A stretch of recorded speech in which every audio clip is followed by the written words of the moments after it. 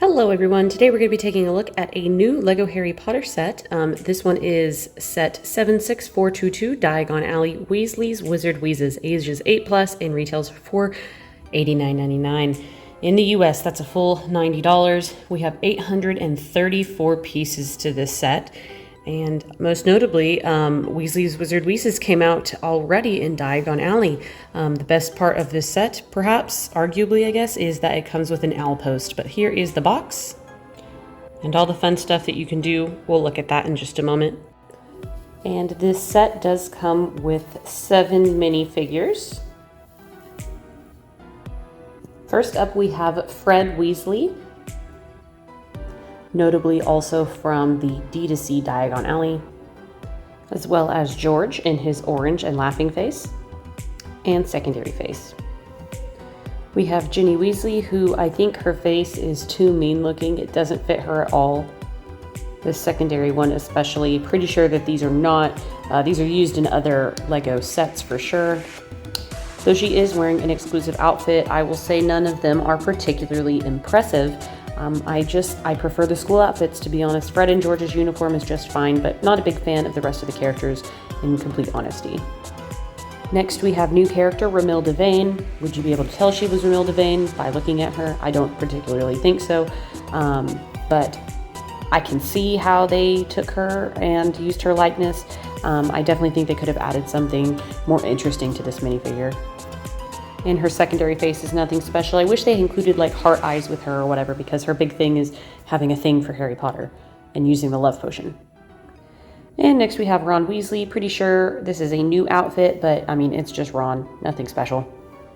Disgusted Ron face. Then we have Lavender Brown, and I personally think she is the most horrible. Her outfit is cool and unique, but man, she just does not look like Lavender Brown. I think the hairpiece is fine as well, but it really needs a bow or something. I'm pretty sure she wore a bow in her hair and the likeness is just not there. But I definitely think that her outfit is the most unique. Then we have another exclusive minifigure to this set, and this is the owl post worker. I was confused. I thought she was a student at first, but I think she looks pretty good. I like her coloring, and her really purple suit jacket looks really nice. She has a little owl post badge as well. If you look extremely closely, it looks to be an owl. And she has no second face. I did also want to note a few neat little pieces that are exclusive to this set. The Fanged Frisbee here, Peruvian Instant Darkness Platter, which I don't know why they did not make black. The whole reason I bought this set for 2 Pygmy Puffs, and the Dolores Umbridge little weighted toy that kind of zip lines across the store, which is pretty neat inclusion. And I will note that her head appearance is actually more a porcelain color, I guess to give off the idea that it's a doll and not a human, but she doesn't match the normal minifigure's head color. There is the example of that. All right, so notably, this set includes the Weasley's Wizard Wheezes joke shop, as well as the owl post. For those who had the D2C set already, you might only be interested in this for the owl post. So LEGO knew what they were doing. I personally think that Weasley's Wizard Wheezes as a store is fantastic. I don't have the D2C set, so I am very excited to own this reimagining of the joke shop as well as the owl post. So let's go ahead and start with the smaller set. And I will note that this set in general included so many stickers. We have a light blue, dark blue theme here, a mailbox on the side, some owl post signage, which are stickers, some lights, the big golden owl, of course, which looks actually really cool. I like the hanging sign as well, again, a sticker, and then these front little windows that have stickers. I couldn't figure out what they are, but they're like little owl houses, so like when they get here they can like rest up, and those are like curtains. So we have the set included an owl, but you can add others, which I think would be fun. So really cute. Not a whole lot going on in the sidewalk area. I would have liked to see some cobbling, honestly. That would have been super cool, but maybe too much to ask for. The inside is definitely unique. It is extremely cram-packed in here. It's not supposed to be like a really big play set, just supposed to be a little add-on build. And so obviously the first thing that you're gonna see when you open the door is the front desk. And so your outpost worker is supposed to stand right behind it and be able to get your outpost. People can deliver obviously on the side of the mailbox, or on the very top there is a red large drop chute where the letter goes through, and I will show you what that looks like. And then there is a little sticker on the inside lower half that's supposed to be where the mail gets slotted in and is waiting for pickup.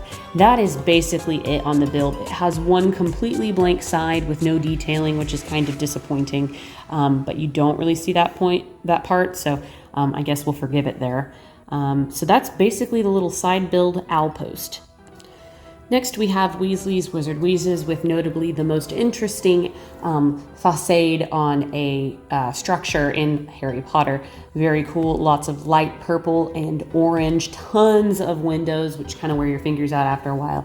And of course, the notable Fred or George Weasley twin in the front center window with his arms and head sticking out.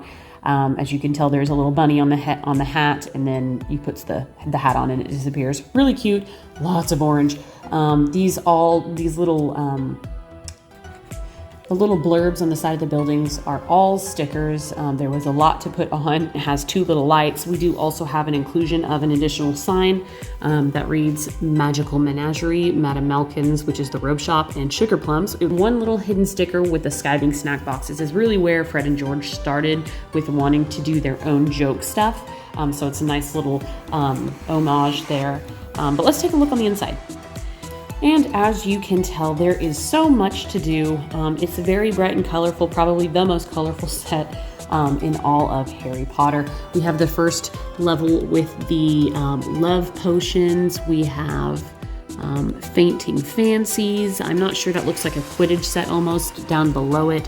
A couple of like bits and bobs that we really don't know the names to. Nosebleed Nougat, which is cool. On the other side, we have Fever Fudge. We have that little noisemaker thing that they use in Year 7. Another thing in the bottom looks like a lollipop to me. An extendable ear, and then above that, it just has like a little, I guess it's a firework pack. It just says boom. So that's really nice. And then it looks like on the very top is supposed to be some sort of like denture item. It's supposed to be like gums and teeth. And then we have the little checkout stand, which they have included, and it's actually pretty nice. It's made with purple. You can stand up into it, and then it shows basically, I guess, what a magical cash register would look like. And I think that is a fine addition because you got to have somewhere to buy all of your little treats.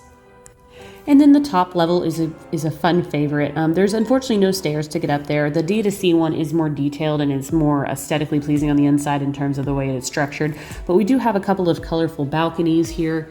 Or I guess railings, I should say. We've got on one side Electric Shock Shake, and then at the top it is the basic Blaze Box.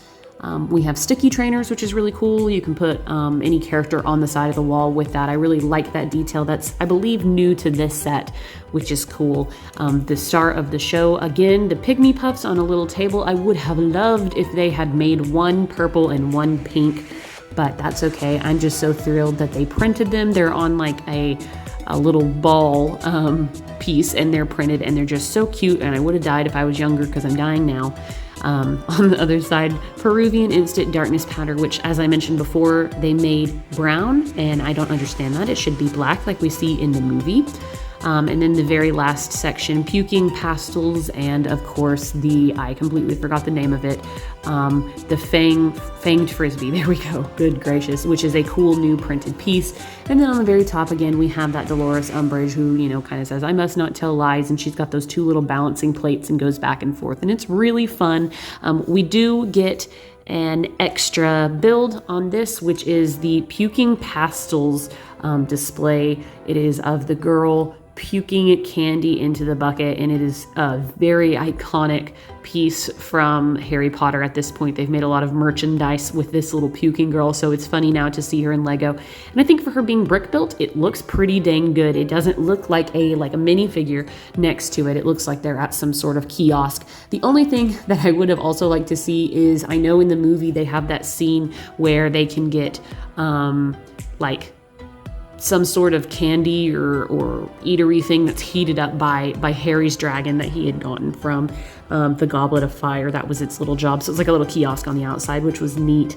But that is basically it. I think overall it's really cool. Is it better than the D2C set? I think for the Weasley's Wizard Wheezes set alone, not particularly. We get a couple cool things that are notable, like the Pygmy Puffs and the Fanged Frisbee and the Dolores, which are all good things that they didn't include. I'm pretty sure the Sticky Trainers, but don't quote me on that. I do think that the D2C Weasley's Wizard Wheezes, though, is inside of it looks cooler, even though it's still relatively small. I think that I do like the stickered face on the front of this one. Because it looks more like Fred or George as a minifigure. It's maybe a little bit disconcerting. The other one is completely brick built, which is fine. It's just, you know, they're just different. So that's basically that. But of course, the outpost is completely unique. And, you know, I know a lot of people are probably going to want to get this so that they can add it to their Diagon alley. But I personally would not. I know they're making a Gringotts, which is going to be really cool. But I would not be mad if they started making shops in sizes like this so that people construct their own Diagon alley, kind of like we've done with, you know, constructing our own Hogwarts. I think that would be really cool. I would love to see that, and they can just do, you know, like Ollivanders and, you know, Madame Malkins and stuff like that. And I do a couple releases of that so people who didn't get the direct-to-consumer Diagon alley set can make their own. I think that would be really cool. So we'll see where Lego takes this. Overall, though, it is such an expensive set. It is expensive.